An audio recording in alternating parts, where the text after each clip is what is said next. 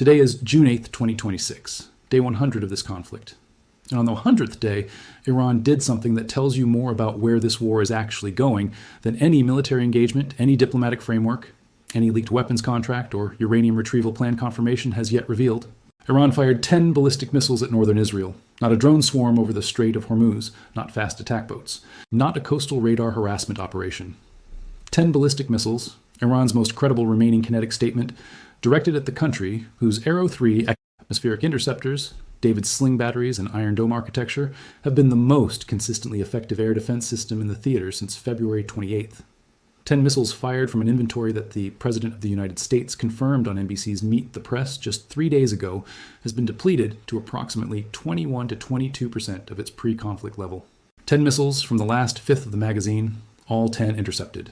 0 structural damage, 0 Israeli casualties from the barrage itself, 0 American casualties. And Trump's response, the most operationally telling single statement of day 100, was not a retaliation authorization. It was not a CENTCOM operational order. It was a shrug delivered to Israel's Channel 12. But the Iranian strikes didn't hurt anybody. Or what? Followed immediately by a call to Israeli Prime Minister Netanyahu telling him not to retaliate, followed by the sentence that every diplomat and war planner in the region has been reading since Trump said it on Meet the Press. We're very close to a deal, or I'm going to blow the hell out of them. Deal or blow the hell out of them. Those are the two options on the table on day 100. And the fact that Trump shrugged at 10 intercepted ballistic missiles and then held Israel's green light rather than authorizing counterstrikes tells you which option he is currently trying to produce. And then Israel hit the Mashahar petrochemical complex in Khuzestan province, the first strike on an Iranian energy site since the April 8th ceasefire, despite Trump's direct instruction to stand down. And Kalibaf went on camera and said U.S. bases and Israeli assets are legitimate targets. And the Houthis pledged to target Israel-affiliated ships in the Red Sea. And Iran fired more waves after the initial 10. And the IDF chief of staff said Israel is prepared for at least several more days of fighting and possibly a full resumption of the war. Day 100 is not the war's conclusion. It is the war's most dangerous 24 hours since the ceasefire began. And understanding why requires going back to what triggered the entire sequence 24 hours earlier. Israeli aircraft struck Hezbollah command targets in the southern Beirut suburb of Dahiyeh on Sunday afternoon, specifically the headquarters of the Iran-backed Hezbollah terror group. 2 killed, 11 wounded, Lebanese sources reported. IDF spokesperson Effie Defrin described the strike as a response to Hezbollah's unceasing attacks against communities in northern Israel, saying Israel would intensify its Lebanon campaign in response to the Iranian missile launches.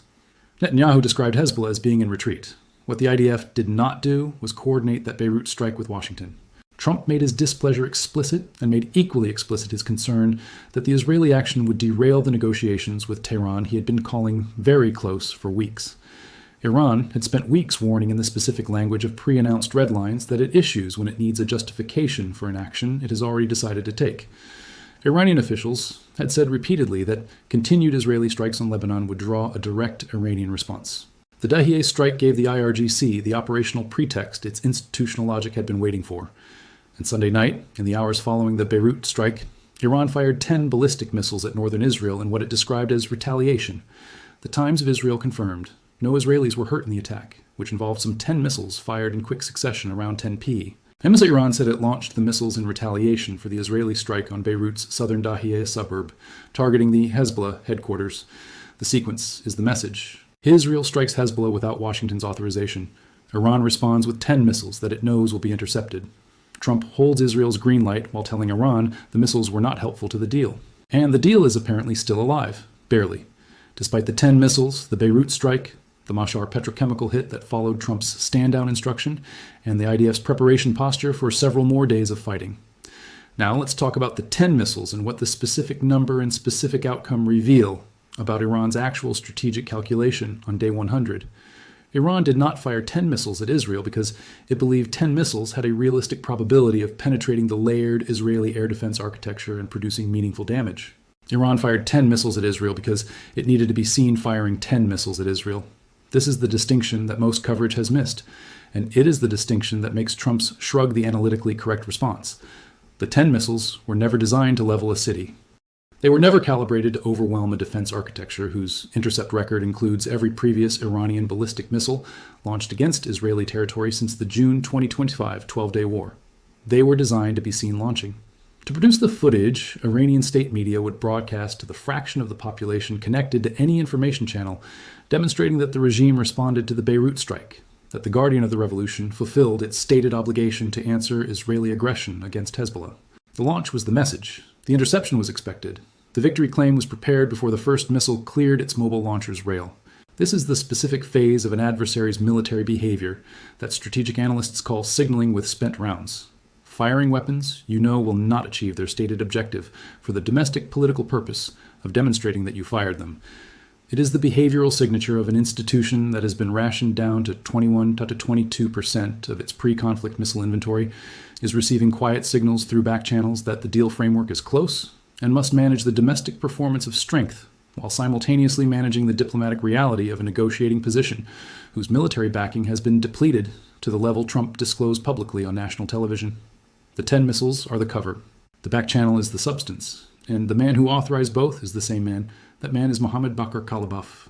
Iran's parliamentary speaker, just re-elected for his 7th consecutive year, is the specific individual that every piece of reporting from the past 24 hours identifies as Iran's chief peace negotiator. And simultaneously, the voice declaring that U.S. bases and Israeli assets are legitimate targets. Reuters confirmed it. Business Standard confirmed it. Every major outlet's June 8th coverage of the Mashhar petrochemical strike and Iran's missile response identifies Kalibaf by name as Iran's chief peace negotiator who said U.S. bases and Israeli assets were legitimate targets because of the violation of agreements over Lebanon. A former IRGC commander, former mayor of Tehran, former national police chief, with the old supreme leader gone and Mojtaba Khamenei having inherited the position, Kalibaf has become what the competitor's script accurately described as the load-bearing wall of the regime, the bridge between the clerical establishment, the IRGC military command, and whatever remains of the civilian political class the IRGC has been progressively sidelining. He is simultaneously the loudest hawk in the Iranian political system, the man who signed off on the 10 missiles, and Iran's chief peace negotiator, the man taking calls from Washington about the deal that stops the depletion of the 21% remaining. Read those two conditions together. The loudest talk in Iran is the man rationing the last fifth of the missile arsenal and simultaneously sitting across the table from American negotiators. This is not contradictory. This is the specific institutional position that makes Kalibaf the only person in Iran's current power structure who can deliver a deal to the domestic audience that needs it presented as something other than surrender. The man who fired the missiles has enough institutional credibility with the IRGC command and the clerical establishment to tell them the deal's terms are acceptable in ways that a civilian diplomat or reform-oriented politician could not. Watch Kalibaf, not the missiles. Now let's contextualize the 21 to 22% figure because Trump's specific public disclosure of that inventory number on June 5th is not a casual presidential comment on an NBC interview. It is the most specific public statement about Iran's remaining military capability that any American official has made across 100 days of conflict. Trump told NBC's Kristen Welker on June 5, 2026, that Iran retains 21 to 22% of its pre-war missile inventory, claiming most drone factories, launch pads, and manufacturing areas have been eliminated. Trump claimed that Iran's military has been totally destroyed and only has around 21% of its missile capacity left after U.S.-Israeli strikes. We know where their drones are, and we know where their drone factories are. Most of the drone factories have been knocked out, and most of the missile manufacturing areas have been knocked out, Trump asserted. They have some missiles. They have some drones. However, the intelligence community's assessment differs from Trump's. Trump's perspective stands in stark contrast to data reportedly provided to lawmakers by U.S. intelligence agencies. According to a report published by the New York Times, congressional briefings last month indicated that Tehran had successfully restored operational control over 30 of its 33 missile installations situated along the strategic Strait of Hormuz, and that Iran still holds roughly 70% of its pre-conflict missile inventory. The gap between 21% and 70% is enormous, and it matters for how you interpret Iran's willingness to fire 10 missiles at Israel and then continue firing. At 21%, every missile expended is a precious resource from a nearly depleted stock with no replenishment pipeline. At 70%, the 20 ballistic missiles fired at Israel across Sunday night and Monday morning represent a much smaller fraction of the remaining capability. The IDF's own assessment matters here. The Israeli military says it is prepared for at least a few more days of fighting against Iran and potentially a full resumption of the war. The IDF believes that the fighting will continue for several days, but says it is also ready for a lengthy conflict. An IDF prepared for a lengthy conflict is not an IDF assessing that Iran has exhausted its inventory after 20 missiles. The operational reality most likely sits between the two assessments, Iran's production capacity is genuinely degraded. The Kojir, Sharud, Parchin, and Hakimiyya facilities have been severely damaged. But the stockpile of pre-manufactured missiles that existed before those facilities were struck is larger than 21% suggests. Mohsen Rezaei, an advisor to Iran's supreme leader, told CNN on Friday that a peace deal hinged on the Trump administration unfreezing $24 billion in Iranian assets, and warned that the U.S. would enter into a dark corridor if it resumed attacks. And then Iran fired 10 missiles at Israel. And then Israel hit the Mashhar petrochemical complex. In the first hit on an energy site inside Iran since the April 8th ceasefire, Israel said it struck targets at the Mashhar petrochemical complex, while a provincial official told Iran's semi-official Fars news agency parts of the plant were damaged. And then Trump said new strikes by Israel and Iran would not affect his administration's peace talks. Trump has repeatedly insisted that Washington and Tehran were close to an agreement on ending the war. We're very close to a deal, or I'm going to blow the hell out of them, Trump told NBC News Meet the Press in a recorded interview that aired on Sunday to mark 100 days of the conflict. That sentence is Trump's entire leverage architecture in 9 words. 2 options. Signed deal, or everything that the 21-22% figure implies will follow if the deal does not close. And the Mashhar petrochemical strike is the Israeli response to being told to stand down. A government that absorbed 10 ballistic missiles directed at its northern cities from a country it was just told not to retaliate against, hitting an energy target instead of a military one, telling Washington that its restraint has limits even when Trump is managing the green light. So far, since last night, Iran has launched at least 20 ballistic missiles at Israel, which the military says were intercepted or hit open areas. In addition, Iran-backed Houthis in Yemen fired 2 ballistic missiles at Israel this morning. The conflict that Trump said was days from a deal is generating 20 Israeli-directed ballistic missiles, Houthi solidarity pledges, the first energy site strike in 2 months, and an IDF preparing for a lengthy conflict, all in the first 24 hours of day 100. Now, let's walk through the intercept architecture that made 10 Iranian ballistic missiles into 10 debris fields in the skies over northern Israel without a single one reaching an inhabited area. Because the relay race that Israeli air defense systems ran deserves the precision that most coverage replaces with simple interception count reporting. The first element of the relay is space-based detection.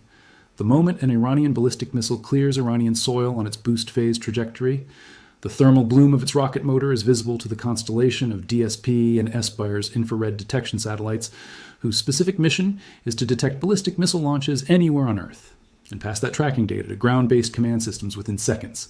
The launch plume is detectable within seconds of ignition. The track data is handed to the engaged defense architecture before the missile has completed its first minute of flight.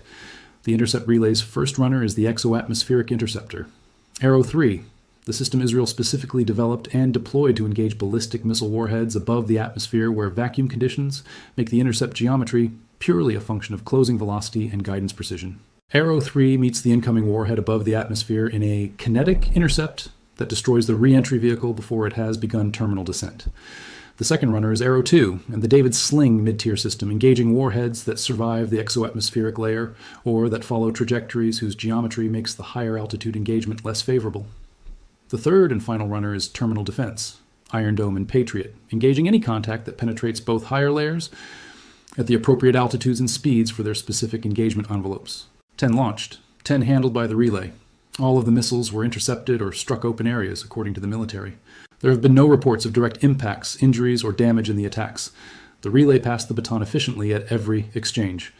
Now to Trump's 4 statements on day 100 and why each is a precisely calibrated element of the leverage architecture rather than a reactive presidential comment. Statement 1. The Iranian strikes didn't hurt anybody. This is Trump publicly declining to treat 10 intercepted ballistic missiles as a casus belli requiring an American military response. It simultaneously tells Iran that the 10 missiles have not triggered any American threshold. It tells Israel that Washington's authorization framework for Israeli retaliation has not been activated, and tells the diplomatic track that the deal framework is still intact. Statement 2. Hopefully Israel is not going to retaliate. If Bibi strikes them back, it's just going to keep going like the last 47 years or the last 3,000 years. This is Trump publicly holding Israel's green light while placing the entire historical weight of the Israeli-Iranian conflict on the other side of the scale from the deal, explicitly linking Israeli restraint to deal preservation in language that makes the cost of retaliation not just an Iranian counter-response, but the loss of the framework itself. Statement 3. We're very close to a deal, or I'm going to blow the hell out of them. This is the most compressed expression of the leverage architecture of the entire 100-day conflict. Two options. A signed deal that closes the Hormuz crisis, addresses the uranium, and gives both sides an off-ramp. Or the resumption of the full campaign at the higher level and intensity that Trump described on Truth Social weeks ago, using the weapons, Dark Eagle, the Final Blow operation plan, the JC uranium retrieval option, that were not employed in Operation Epic Fury. Statement 4, Israel hit the Mashar petrochemical complex despite Trump's stand-down instruction. Israel's defense minister said the military was ordered to continue attacks on Iranian infrastructure with full force. That action, after Trump's direct instruction to refrain from further attacks, tells you something important about the limits of American leverage over Israeli decision-making when Israeli cities are absorbing ballistic missile barrages. Trump managing Netanyahu's green light is the most important operational variable in the next 72 hours. But it is a variable he controls by persuasion, not command. The Kalibaf identification as Iran's chief peace negotiator is the breakthrough intelligence detail of Day 100 that most coverage has buried in the middle paragraphs of its Iran strike reporting. Every major outlet's June 8th coverage confirms it directly. Iran's chief peace negotiator, Parliamentary Speaker Mohammad Baker Kalibaf, said U.S. bases and Israeli assets were legitimate targets because of hostile acts, including the violation of agreements over Lebanon. This is extraordinary. The man who is simultaneously Iran's chief peace negotiator and the parliamentary speaker making statements about legitimate military targets is the man who authorized the 10 missiles, and whose institutional credibility as a former IRGC commander makes him the one person in the current Iranian power structure who can bring a deal to the institutions that need to accept it without being immediately dismissed as a capitulator. Kalibaf's dual role, public hawk, private negotiator, is not a contradiction. It is the operational requirement for closing a deal with an institution whose domestic survival depends on not being seen closing a deal. Every public statement about legitimate targets is the cover that makes the private negotiation survivable for the institution conducting it. And Trump is managing that dynamic with the specific precision that his shrug at 10 intercepted missiles, his green light management with Netanyahu, and his deal or blow the hell out of them language are all designed to produce. The performance must be visible enough that the substance can be accepted. The 10 missiles are the performance. The Kalibaf back channel is the substance. The intelligence gap between Trump's 21 to 22% assessment and the Congressional Intelligence Briefing's 70% figure matters for one specific reason. If Iran genuinely retains closer to 70% of its pre-conflict missile inventory, the 20 missiles fired at Israel on Day 100 represent a much smaller fraction of the remaining capability than Trump's public framing suggests. And in Iran, with 70% of its original stockpile intact, combined with 91% of its Hormuz missile sites restored per the intelligence assessment that congressional members received, combined with the Russian Su-35 compatible weapons package in the logistics pipeline, is not an Iran that the 21-22% framing accurately captures. The House of Saud analysis that produced the most detailed public assessment of the intelligence gap noted that Trump's claim arrived during the same week Iran fired 7 ballistic missiles simultaneously at Kuwait and Bahrain, a dual capital salvo demonstrating operational capacity that a totally destroyed military is not supposed to possess. The intelligence gap is real, and it matters for whether days away means what Trump says it means, or whether the 72-hour window is longer than the days away framing implies. The U.S. has still not resupplied high-end interceptors, such as THAAD missiles, critical in defending U.S. military personnel against Iranian ballistic missiles, after the military blew through 25% of its stockpile over just a few days of operations against Iran in June 2025. THAAD.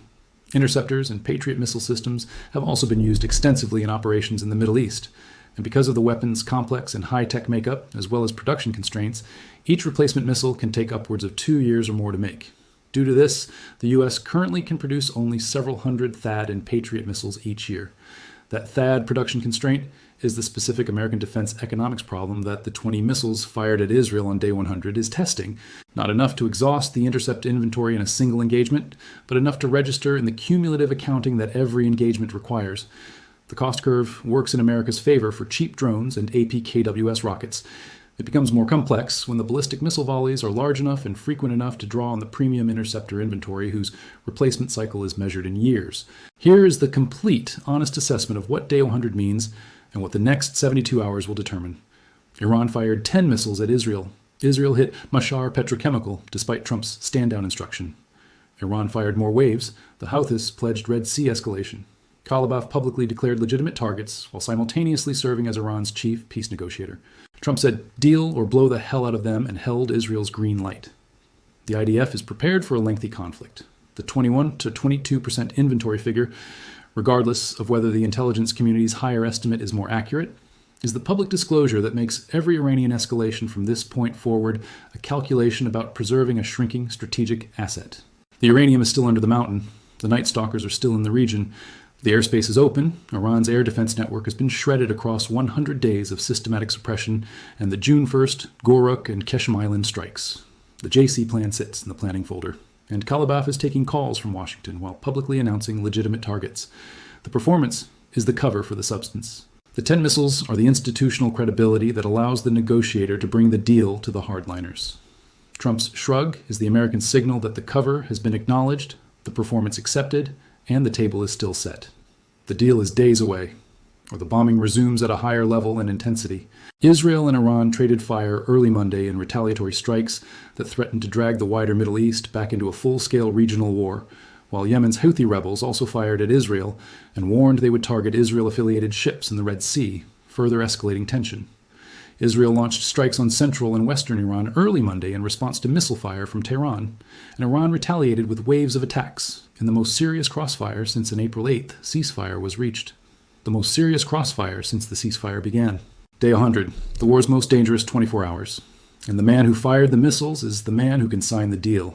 Subscribe now and turn on notifications, because the next 72 hours determine which ending this conflict gets. Drop your assessment in the comments. Watch the next video right here.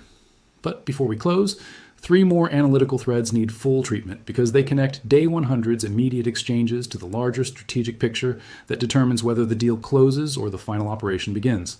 The first is the Hezbollah dimension, specifically why the IDF's continued pressure on Hezbollah in southern Lebanon and the Dahiya-Beirut strike is the implementation vulnerability that any deal framework is most likely to obscure and that the deal's actual durability depends on addressing. Netanyahu described Hezbollah as being in retreat as the IDF pressed its offensive in the south. Israel has never halted its Lebanon campaign, which has killed thousands of people and driven hundreds of thousands from their homes. Hezbollah, which kept out of truce talks, also continued its attacks and says it will not give up its weapons unless Israel halts its attacks and withdraws from Lebanon.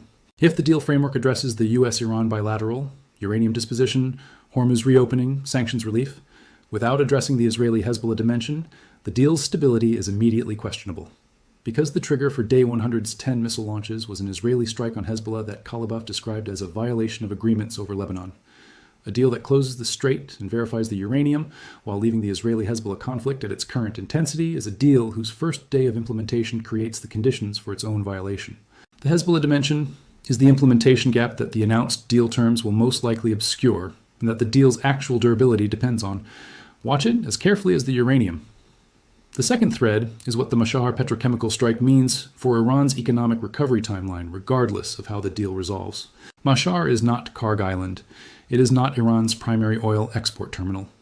But it represents the first strike on an Iranian energy facility since the April 8th ceasefire, and the Israeli defense minister's statement that the military was ordered to continue attacks on Iranian infrastructure with full force signals an appetite for economic targeting that extends beyond the immediate military exchange. Iran's petrochemical sector has been one of the few revenue streams that partially compensated for the oil export losses from the naval blockade and the Karg Island permanent denial. A sustained campaign against petrochemical infrastructure adds another layer of economic damage to an economy already running at 100% food inflation, 132 million rials to the dollar, and an IRGC payroll crisis. Every petrochemical facility struck extends the economic recovery timeline that any eventual deal must account for. Qatari energy analysts had already assessed a 2 to 3 year elevated price environment even after Hormuz opens. The Mashhar strike and whatever follows in the several more days of fighting, the IDF is prepared for extends that timeline further and deepens the Iranian economic hole that the deal's sanctions relief provisions are supposed to fill.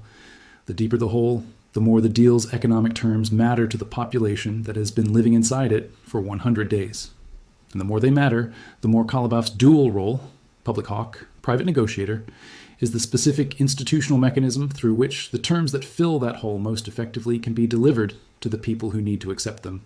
The third thread is the global roundup dimension, specifically what the Houthi pledge to target Israel-affiliated ships in the Red Sea means for the global shipping picture that is already running at crisis-level insurance premiums and 2 to 3 year elevated price projections. Yemen's Houthi rebels also fired 2 ballistic missiles at Israel this morning and pledged to target Israel-affiliated ships. The Houthis were already disrupting Red Sea commercial shipping before this conflict began. Their campaign against Israel-affiliated vessels that began in November 2023 rerouted a substantial fraction of global container shipping around the Cape of Good Hope. A renewed Houthi Red Sea campaign in solidarity with Iran's missile launches at Israel adds a second major shipping disruption vector to the already closed Strait of Hormuz. 2 of the world's most critical maritime choke points simultaneously disrupted is the specific scenario that the UN World Food Program flagged on Friday. It was pushing millions of people closer to hunger due to rising fuel and transport costs. And the Houthis firing 2 ballistic missiles at Israel on day 100 while pledging renewed Red Sea operations is the threat that extends the WFP's concern from the current crisis into a potential second-order escalation that Trump's deal or blow the hell out of them framing has not yet addressed. The deal that closes the Strait of Hormuz does not automatically reopen the Red Sea unless it addresses Houthi participation in the conflict, and Hezbollah-aligned Houthis, whose weapons supply chain ran through Iran for years, are not signatories to any U.S.-Iran framework. Day 100, the most serious crossfire since the ceasefire began. Khalibaf authorizing 10 missiles and negotiating the deal. Israel hitting Mashhar after Trump said, "Stand down." The Houthis pledging Red Sea disruption. Trump holding every green light simultaneously while saying deal or blow the hell out of them. The next 72 hours are not the most dramatic hours of this conflict. That was February 28th. They are the hours on which the conflict's meaning depends. Subscribe and turn on notifications. Drop your assessment in the comments right now. The next 72 hours will answer the question that 100 days have been building toward. And one final element that deserves direct treatment before we close: the intelligence dispute between Trump's 21 to 22% figure and the congressional briefing's 70% figure is not simply a methodological question about how to count remaining inventory. It is the specific analytical uncertainty that determines whether days away is a realistic timeline or a presidential aspiration that the military situation on the ground has already outpaced. The House of Saud analysis that published the most detailed public treatment of this intelligence gap put it plainly. Trump's claim arrived during the same week Iran fired 7 ballistic missiles simultaneously at Kuwait and Bahrain, and then 10 at Israel, and then more waves on day 100. A military Iran's president has described as totally destroyed does not fire 20 ballistic missiles at Israel in a single night's engagement while its chief peace negotiator simultaneously declares U.S. bases and Israeli assets as legitimate targets. The gap between 21% and 70% changes everything about the deal's urgency from the Iranian side. At 21%, Khalibaf is rationing the last fifth of an inventory with no replenishment pipeline, and every missile fired at Israel is a precious resource that cannot be replaced.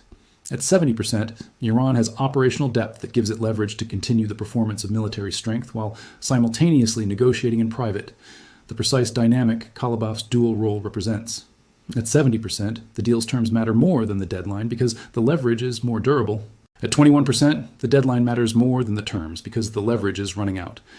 The next engagement, whether Israel strikes again, or whether Iran fires another wave, whether the IDF Chief of Staff's retaliation promise produces the counterstrike that Trump has been holding back, will tell us which inventory reality is closer to operational truth. And that determination will tell you whether the deal that Trump says is days away closes in days, or whether day 100's most serious crossfire since April is the beginning of the final phase that neither side wanted, but that the accumulated decisions of 100 days have made unavoidable. Subscribe now, turn on notifications. The next video right here has more of the picture, and the comments below are where the real-time analysis happens. Drop yours now.